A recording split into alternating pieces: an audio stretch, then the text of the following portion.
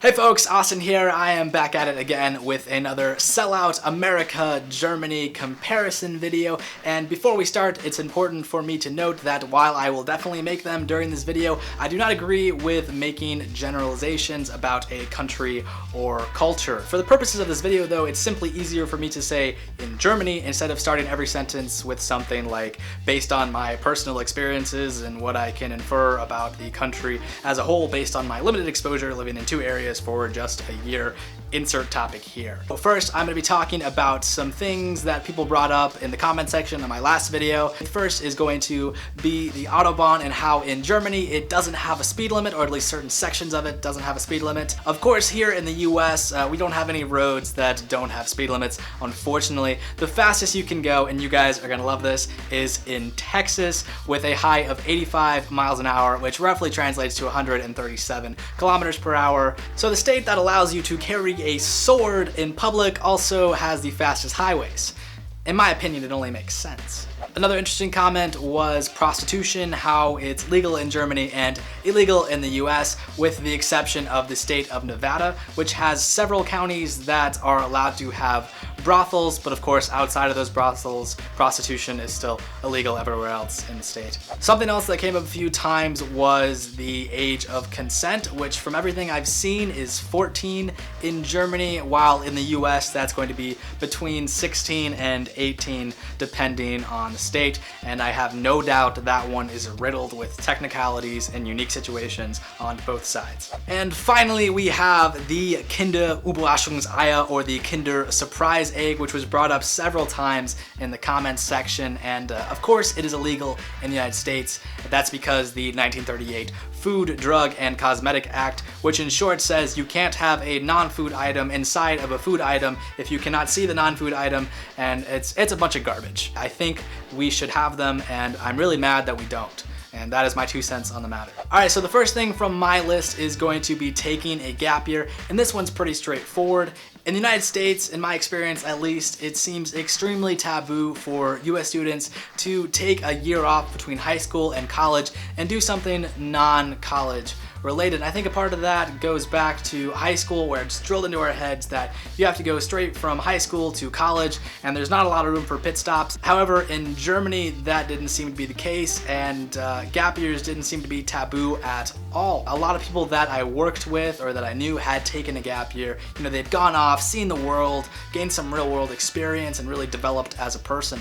However, it is important to note perhaps that for students in the US at least, taking a gap year to go travel Europe or something would be extremely expensive. College is expensive enough, and for some people it makes sense that it wouldn't be financially feasible. In Europe, of course, it's easy to get around and you're right next to all those other countries, so that could be a reason for it. Now, I don't know enough about either education system to get really technical with any of this, but like I said, I feel that the expectation of American students is college or bust, essentially. There's such a large, clear push from schools to go to a 4-year liberal arts university that other options are largely overlooked, such as like a technical college or a vocational school. So what I thought was really interesting about Germany is that institutionally there were other options for students, and students were aware of these other options. And attending a vocational or technical school was not taboo, or at the very least, not as taboo as in the United States. So for this story, we're going back to my first couple of weeks in Germany. I had just arrived at my new host family's house. It was 1 o'clock in the morning. I was editing some video. I had Comedy Central on while I worked in the background, and I leaned back in my chair to stretch, and I was probably right on the edge of the chair to the point where you were just perfectly balanced. And I looked over, and then bam, on the TV where Comedy Central used to be is now some kind of ad for a porn channel or something. I don't know. I was so shocked to see this on what used to be Comedy Central channel that I actually fell out of my chair and made a huge ruckus in the house in the middle of the night at my new host family's house. You know, of course, throughout the year I got more used to seeing nudity, you know, in public and magazines and on TV and stuff like that. It was so weird at first because that is something that is, you know, very taboo and very uncommon in the US. Like, you would never walk through a train station in the US and, you know, go to the magazine section that everyone can go and see, and the top couple magazines are like topless women. It's not something that would happen. So non-cash transaction methods are extremely popular in the US. Anything you need to buy throughout the day, you can likely use a card of some sorts or like Apple Pay or something. We're just not that much of a cash culture as I felt was the case in Germany. And to a degree, I kind of like this in Germany, how it was easy to, you know, carry around some euros in my pocket to buy like an ice cream cone or something. I know that's like a super specific small example, and I have no doubt there are places that do take cards, but it seemed like people just carried a lot more cash than here in the US. So this is something I find extremely interesting, and I don't know if this is true all over Germany, but I definitely ran into it quite often where I lived in Bavaria, and it blew my mind every single time. And that is, at the end of the meal, the server will come and will not have like a printed bill of what you ordered, but instead ask you what you ordered and then charge you on the spot based on what you've told them. And that's such an amazing degree of trust that I do not think that American restaurants would extend to their customers.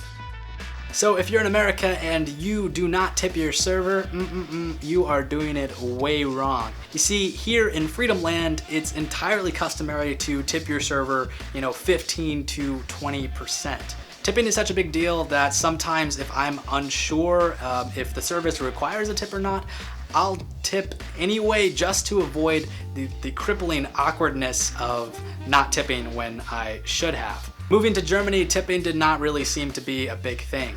Rounding off the bill, sure, and maybe like a little bit of a tip, but nothing like in the United States.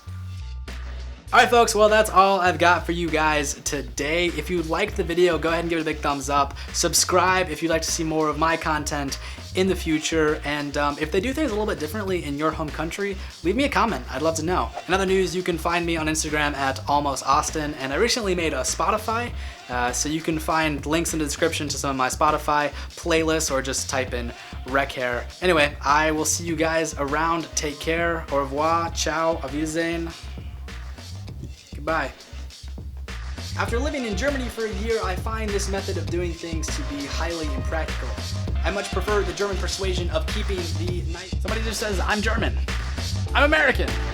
It's so cool that we have nationalities. To be fair, it's not normal to be arrested for political opinions here, so that's pretty nice.